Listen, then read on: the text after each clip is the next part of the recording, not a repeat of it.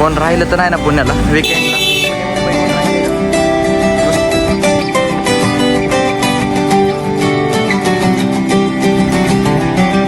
तेवढी हाईप दिलेली ना तेवढी आले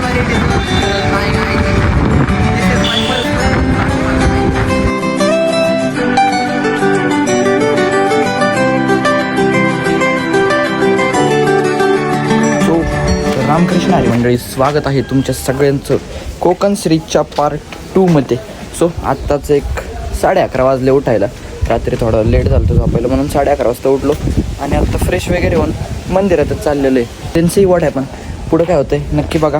आज दुसरा दिवस आहे, मे बी अजून 1-2 दिवस आहे तर आपला स्टे होईलच. आज गणपतीपुळे आरे वारे आणि त्याच्यानंतर कशेळीला पण प्लॅन चालू आहे, पण आय डोंट नो नक्की होतं आहे का नाही. पोरांचं कसं असतं तुम्हाला माहिती आहे. सो लेट्स सी काय होतं आहे पुढं. गणपतीपुळेचं मंदिर वगैरे दाखवतो, इथले बीचेस तुम्हाला ब्लॉगच्या थ्रू शेअर करतो आणि जेवढे काही सिनेमॅटिक तर कोकणाला सिनेमॅटिक करायची गरज नाही, कारण की कोकण इट सेल्फ सिनेमॅटिक आहे. आजच्या ब्लॉगमध्ये गणपतीपुळेचं बीच, मंदिर, आरेवारे बीचचे काही चांगले क्लिप्स काढून तुमच्यासोबत शेअर करण्याचा प्रयत्न करतो. सो कालचा व्लॉग जर बघितला नसेल तर तो पण एकदा वॉच करून या आणि पुढची पण सिरीज येणार आहे, त्यासाठी पण सज्ज राहा. So stay tune guide. चॅनलला सबस्क्राईब केलं नसेल तर सबस्क्राईब करून बेल नोटिफिकेशन पण ऑलवर प्रेस करा. कोण राहिलं तर नाही ना पुण्याला विकेंडला. पुणे मुंबई कोण राहिलं आहे का? नुसती गर्दी झाली, म्हणून येत असला तर विकेंडला नका येऊ गायजांनो. Most waited moment.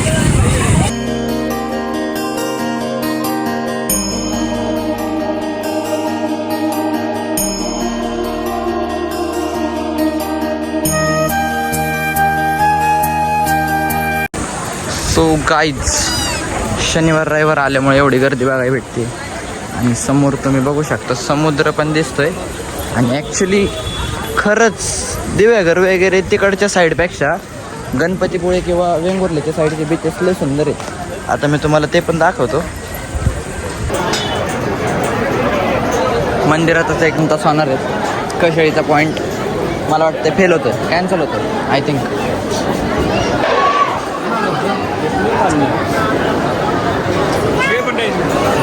अर्ध राहिलेलं आहे आणि आम्ही 1:15 वाजले आणि आत्ताशी आम्ही अजून अर्ध्याच्या गर्दीत तुम्ही बघू शकता. तो गाईज आत्ता वाजलेले 1:15 वाजलेले आणि जवळपास एक अर्धा पाऊण तास झाला आम्ही लाईनमध्ये आणि अजून पण लाईनमध्येच आहे. अर्धेपर्यंत आलेले, अजून एक अर्धा तास मागं गेलं होतं. त्याच्यानंतर आपण मंदिरात जाणार. आधीच एवढं कडक उन्हाळ्याचं त्यात आम्ही विकेंडला आलो तर सगळ्या पोरांना सुटल्या, नुसती गाछड भरती झालेली आहे.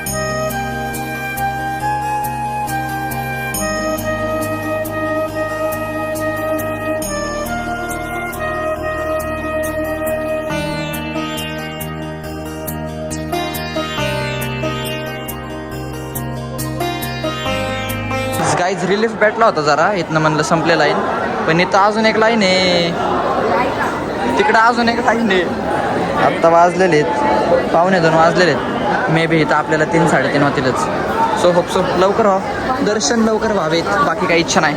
बाप्पांच्या चरणी प्रार्थना अशी. 2 तास झालेलं आहे गाईज आणि अजून पण इथंच थांबलेलं आहे आम्ही आणि समोर अजून तेवढीच गर्दी आहे.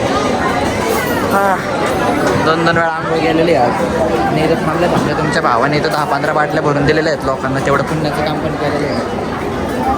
लोक थँक्यू म्हणा, जे पाहिजे ते काय बोलत नाही, बाकी मंदिराचं एवढं व्ह्यू तुम्हाला दिसत.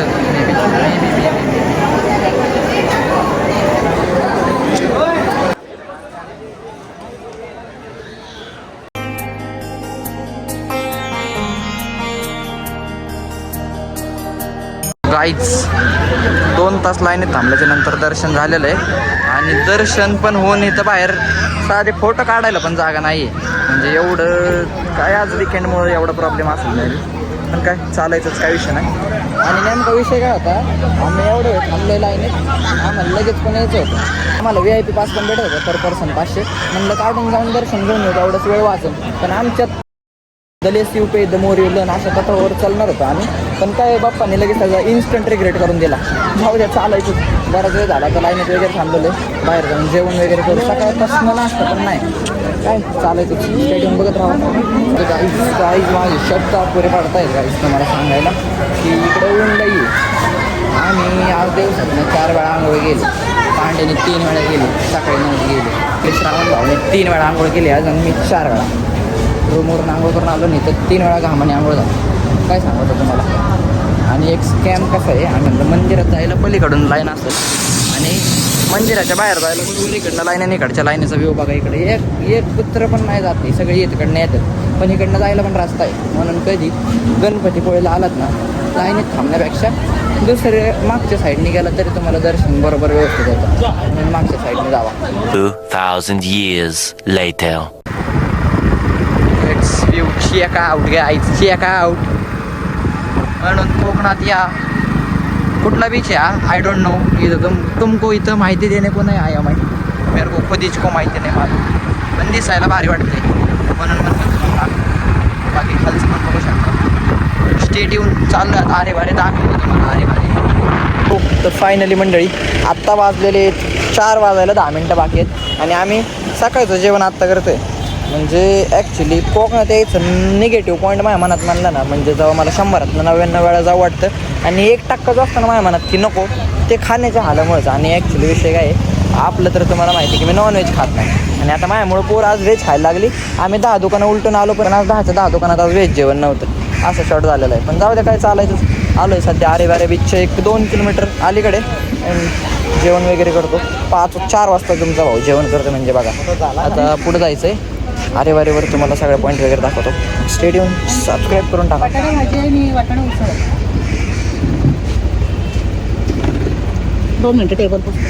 बटाटा भाजी आणि होय, बटाटा भाजी आणि वाटाणा उसळ.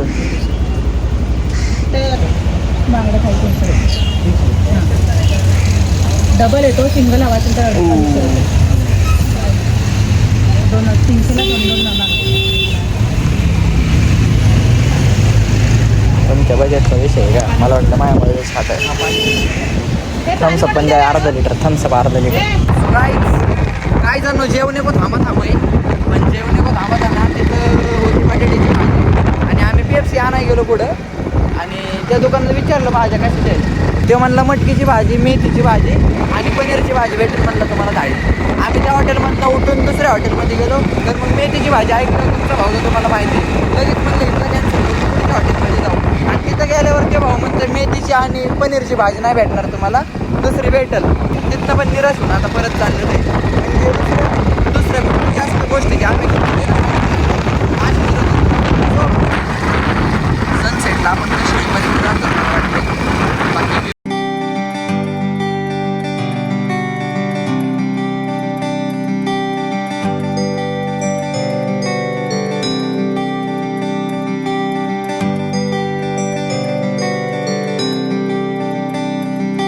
काहीच आरे वारे बीच वरचे अँगल जे तुम्हाला दाखवले मला वाटतं सिनेमॅटिकमध्ये काढलेले.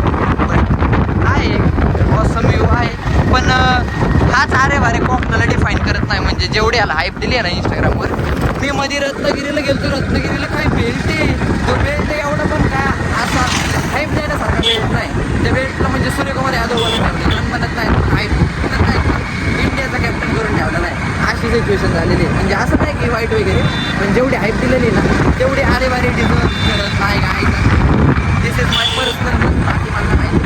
पण कारण की बाकीचे पण मित्र भारी आहेत, त्यांना पण एवढं पण आरे वारेला लईच हाईप दिलेली. बट हाईप देणे की एवढ्या हाईपच्या ह्याचा नाही बीच आहे. वरून एक चांगलं लुक भेटला आपल्याला. सिनेमॅटिक काढलं थोडं, ते तुम्हाला ब्लॉगमध्ये शेअर केलेलंच आहे. बाकी तुमचं मत सांगा. आणि स्टेडियम चॅनलला सबस्क्राईब केलं असेल सबस्क्राईब करून ठेवा. मला काय वाटतंय थोडासा हे विषय झालेला आहे.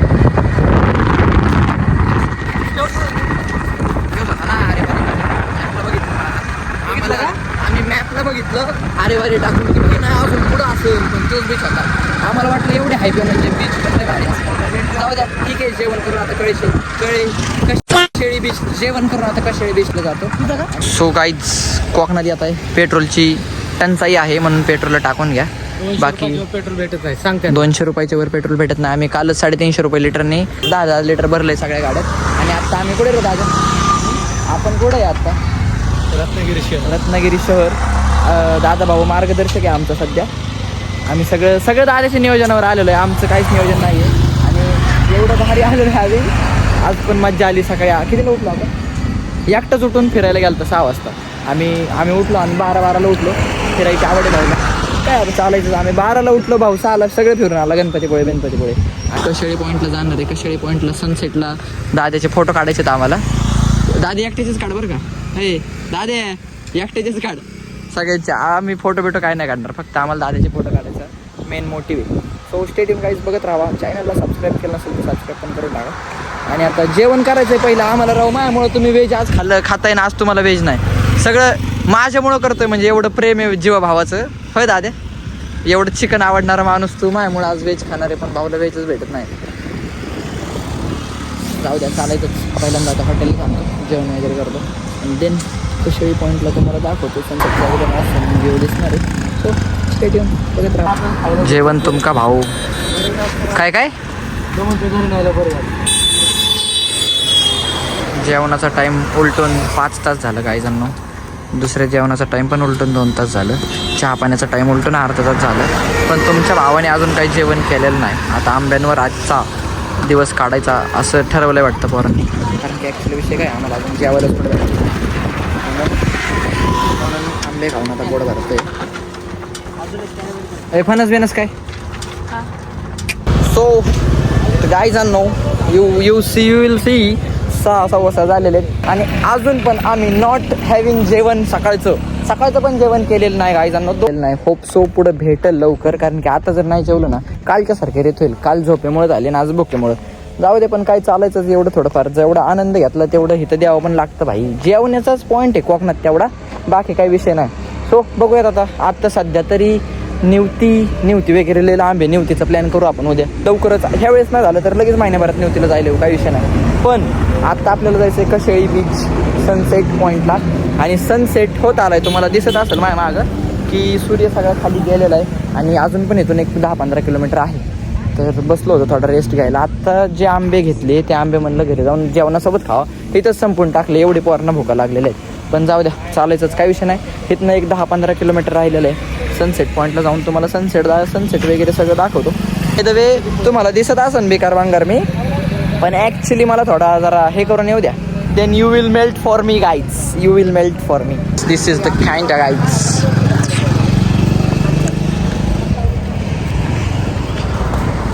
आजचं जेवायला आलेलं आहे आणि जेवायला थांबणं गरजेचं होतं, कारण की सकाळपासून पोटात अन्नाचं कण पण नाही. पण ह्याच्यामुळे एक विषय झालेला आहे की आता आपल्याला कशेळी बीच पॉईंटला सनसेट नाही बघा येणार, कारण की कशेळी अजून पण एक 5 ते 7 किलोमीटर लांब आहे. पण इथून पुढे गेल्याच्या नंतर आपल्याला हॉटेल भेटते का नाही ते मोठा प्रश्न होता. म्हणून म्हटलं की जेवण करून घ्यावा. बट नाराज व्हायची काही गरज नाही काही जाणं. उद्याच्या सकाळच्या ब्लॉगमध्ये तुम्हाला कशेळी बीचचा सनराईज पॉईंट दाखवतो. सनसेट नाही जमला तर सनराईज पॉईंट आपण नक्कीच बघू तुमच्यासाठी. उद्या लवकर उठणार म्हणजे उठणार. सो जेवण वगैरे करतो. देन कशेळीमध्येच कुठले तरी रूम वगैरे बघावं लागेल, ते आपण उद्या ठरवू. सो स्टेडियम बघत राहा. पुढे नियोजन कसं काय होतं. बाकी जेवण करतो आता भाई. खातो सकाळपासून काय खाल्लं नाही. सो गाईज समोरच्या जंगलातनं जायचं आहे आणि इथून कशेळीला रूमच नव्हते आपल्याला, एवढं माहितीच नव्हतं काय. जणांनो कशेळीला काही रूमच नव्हती आणि आपल्याला माहितीच नव्हतं. त्यामुळे परत एकदा विषय झालेला आहे. पण काय चालायचं, समोरच्या जंगलातनं आता जायचं आणि 2,000 years later. सो गाईज बघा, आम्ही अशी रूम घेतली. इथं रूम, तिथं असं पिंपळ झाड, जुन्या काळात विहीर बघा गाईज. पिंपळाचं झाडे असलं आधीच हे असं जुन्या काळातलं पाणी काढायची सिस्टम आहे. सिस्टम इकडून दाखव. ते असं आणि असं आणि ह्या साईडला दाखव पूर्ण अंधार. तिकडे काय नाही, महागेपर्यंत अंधार. नुसती झाडं आहेत तुम्हाला दिसत असतात. पिंपळाचं झाड, हाडं राहतात त्याच्यावर. आणि कोकणात तुम्ही सिरियस गोष्टीला अनसिरियस घेता की कोकणात भूत असतात, त्याला दुर्लक्ष करून जमत नाही. कोकणात भूत असतात म्हणजे असतातच. ही गोष्ट कुठला पण एक्सपर्ट असला, कुठला पण सायंटिस्ट असला ना, तरी तो नाही म्हणलं तरी कोकणात भूत असतात. कोकणात म्हणजे निगेटिव्हिटी जास्त असते, त्याच्यामुळे भूत असतात असं मानलं जातं. एकट्याला सोडून कसं जाणार आहे तवा, असं मानलं जात नाही. हे 100% प्रूव्ह आहे की कोकणात निगेटिव्हिटी जास्त असते, म्हणजेच भूताटकी वगैरे असल्याचं प्रमाण जास्त असतं. मग आत्ताच जस्ट फ्रेश वगैरे होऊन आता जेवण करायला चाललेलो आहे. जेवण केल्याच्या नंतर एक शॉर्ट एंड देऊन टाकू. तोपर्यंत स्टेडियम सबस्क्राईब करून टाकू. पद्धा आदेश पार्क चेष्टा कशाला करणं आम्ही काय येडे आहेत काय तीच गोष्ट बोलत होतो आणि अरे ऐक ना तुम्हाला चेष्टा वाटन दादा तू पण बघितलं ना अरे अरे येडा श्रावण काय येडा बेडा आहे खरे तू माणसं अरे खरंच होतं पांढऱ्या कलरचं तिकडे गेलं आतमध्ये जा तेच सांगतो मी श्रावण तबला तर तबला वाजवतात बरं का मग तरी येत असतं बाहेर पिंपळाचं झाड आहे सगळ्यांच्या आधी ह्योच हात पाळायला लागला रे मध्ये.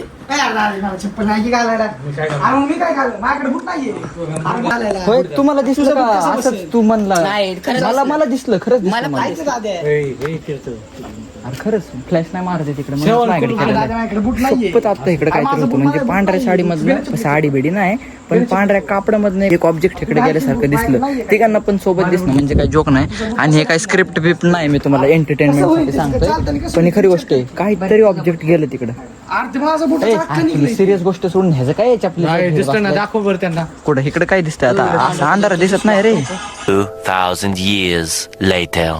अरे नाही टॉर्च होते रे मग हेच गेलं का विचार बरं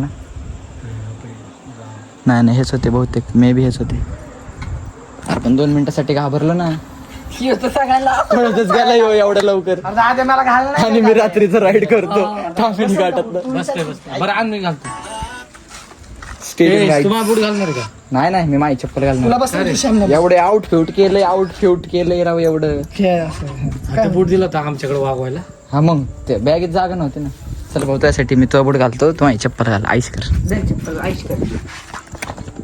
म्हणायचं असतं रे बघ त्यात तर रात्रीचे 10:30 वाजलेले आहेत आणि आम्ही आत्ता शिकवडे जेवायला आलेलो आहे आणि बघू शकता तुम्ही वेस्ट आहेत काय आणि पोरांनी पण माझ्यासाठी वेजेस सगळे घेतलेले आहे सो जेवण करून आपण ब्लॉग एंड करूयात सो तर फायनली मंडळी डन फॉर द डे जेवण वगैरे करून आलेलं आहे आणि आत्ता झोपणार आहे लवकर पाहिजे आईस्क्रीम आणली त्यासोबत चमचे द्यायचं राहिले मस्करी नको करू ए, मला इकडे चेष्टा नको करू सांगते. काय कोणाचं बी काय ऐकते त्यांनी काय सांगितलं काय सगळं ऐकायचं का सो स्टेडियम गाईज बघत राहा बाकी कंटिन्यू आपण उद्याच्या ब्लॉगमध्ये करू कशी बीचला आज नाही जाण्यात आलं बट उद्या सकाळी तुम्हाला व्ह्यू दाखवतो ऐक ना जाऊ दे चालायचंच so done for the day भेटूयात एका पुढच्या नवीन ब्लॉगमध्ये तोपर्यंत गुड नाईट धन्यवाद श्रावण दारू काढ ना बाबा